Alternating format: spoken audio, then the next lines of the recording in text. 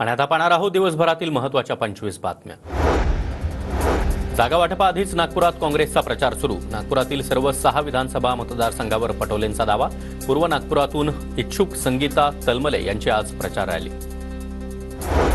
सिनेटच्या 10 पैकी 10 जागा आपल्याला हव्या। मुंबईतील कार्यकर्त्यांना उद्धव ठाकरे यांचे आदेश।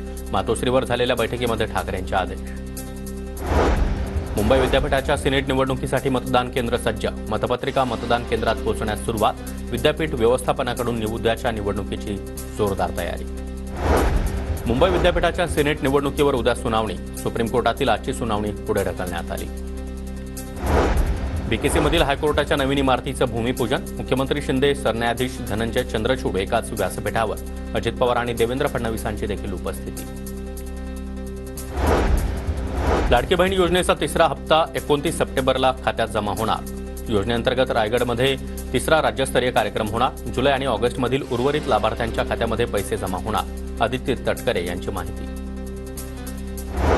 राज्यभरातील सरपंच आणि उपसरपंचांच्या मानधनामध्ये वाढ होणार। आजपासून सरपंच आणि उपसरपंचांच्या मानधनामध्ये दुपटीनं वाढ झाल्याची मंत्री गिरीश महाजन यांची माहिती।